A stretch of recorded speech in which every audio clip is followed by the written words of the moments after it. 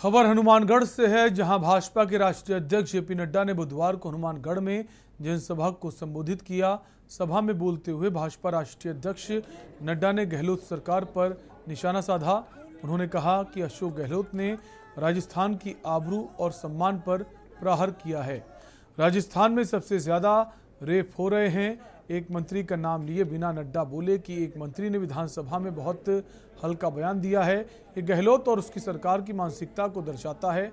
उन्होंने कहा कि जोधपुर जल रहा था और सीएम गहलोत अपना जन्मदिन मना रहे थे। नड्डा ने जनता से कहा कि इस सरकार को प्रजातांत्रिक तरीके से उखाड़ फेंकना होगा।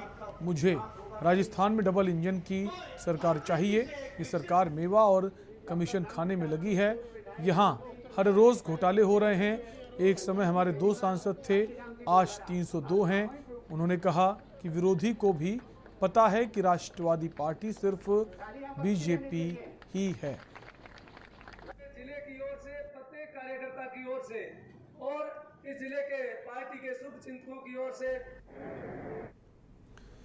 करौली के करीरी कस्बे से टोडा भीम को जाने वाले सड़क मार्ग पर सुनसान इलाके में अवैध शराब की दुकान खोली गई थी, जिसे क्षेत्रीय ग्रामीणों द्वारा गिरा दिया गया और अवैध शराब की बिक्री के खिलाफ विरोध प्रदर्शन कर नाराजगी जताई गई। आपको बता दें कि करीरी कस्बे में पिछले वर्ष तक सरकार द्वारा स्वीकृत शराब की दुकान चलाई जा रही थी, जिसे करीरी सरपंच व गाँव वालों के द्वारा विरोध करने पर इस वर्ष खोलने की अनुमति नहीं दी गई थी। क्षेत्र के शराब माफियाओं द्वारा शराबी लोगों को क्षेत्र में शराब उपलब्ध कराने के लिए अवैध रूप से बचने के प्रयास किए जा रहे हैं और करीरी कस्बे में 3 किलोमीटर दूर सुनसान इलाके में लोहे की चादर से बनी खोखे नुमा दुकान को रखकर शराब बेचने का मंसूबा बनाया गया था। क्षेत्र के ग्रामीणों को पता चलते ही उसे गिरा दिया गया और अवैध शराब की बिक्री के खिलाफ प्रदर्शन कर नाराजगी जाहिर की गई।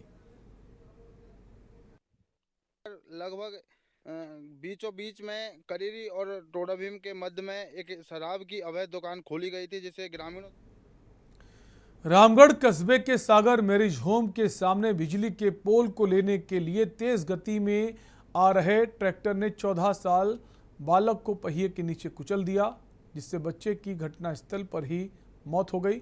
परिजनों का कहना है कि बिजली विभाग के विद्युत पोल सागर मैरिज होम के सामने खाली खेत में रखे हैं।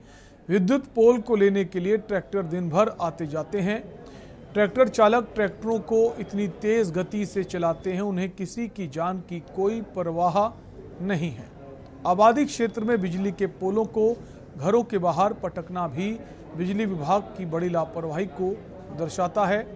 लोगों ने इस समस्या के बारे में बिजली विभाग के सहायक अभियंता को कई बार अवगत कराया, लेकिन प्रशासन ने सुध नहीं ली, जिसका नतीजा ये हुआ कि एक बच्चा अराजकता का शिकार हो गया। वहीं पुलिस ने मामला दर्ज कर पूरे मामले की जांच शुरू कर दी है।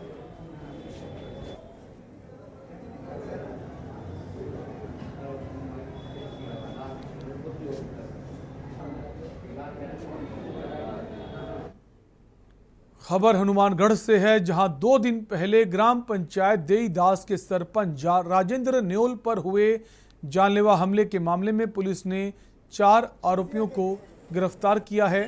पकड़े गए आरोपियों में 2 पूर्व सरपंच के बेटे भी शामिल हैं।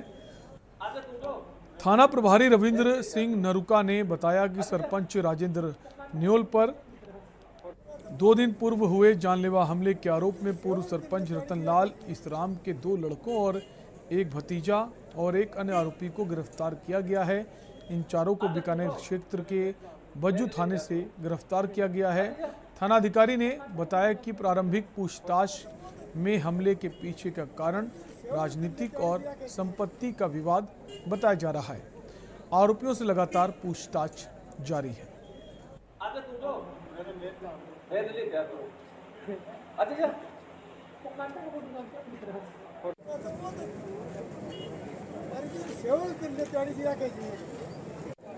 उन पर जो हमला किया गया था, उसमें से 4 आरोपियों को बीकानेर क्षेत्र से दस्तयाब करके देर रात यहाँ टीम लेके आ गई है, तो उनसे गहन अनुसंधान करके गिरफ्तार करके अग्रिम कार्रवाई की जा रही है। आरोपी कौन कौन है? आरोपी जो पूर्व सरपंच रतनलाल, 2 तो उसके लड़के हैं, उसके अलावा जो इसके एक चाचा का लड़का, रतनलाल का भाई का लड़का है, और एक उन्हीं के परिवारजन है, उसमें से एक है। सर, इसे हमले के पीछे क्या वजह हो सकती है?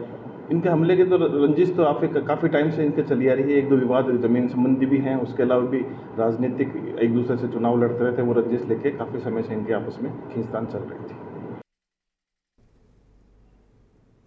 खबर है धौलपुर से, जहां 12 वर्षीय नाबालिग के साथ जबरन छेड़छाड़ व दुष्कर्म का प्रयास करने के एक मुलजिम को सजा सुनाई गई है। 3 वर्ष कारावास की सजा और 30,000 रुपए के अर्थदंड से दंडित किया गया है। विशेष लोक अभियोजक संतोष कुमार मिश्रा ने बताया कि 18 जनवरी 2021 को सर मथुरा पुलिस थाने पर नाबालिग के परिजन ने एक रिपोर्ट दर्ज कराई। उसकी 12 वर्षीय नाबालिग पुत्री अपनी मां के साथ गांव में ही तालाब के पास पशुओं को चरा रही थी। पशुओं को चराते समय मां किसी काम से घर पर आ गई। उसी समय नाबालिग को अकेला देख दोनों ने उसके साथ छेड़छाड़ कर दुष्कर्म करने का प्रयास किया। उसकी मां को आते देख मुलजिम बच्चू मौके से फरार हो गया। पॉक्सो एक्ट न्यायाधीश मधुसूदन राय ने बहस सुनने के बाद लगाया है।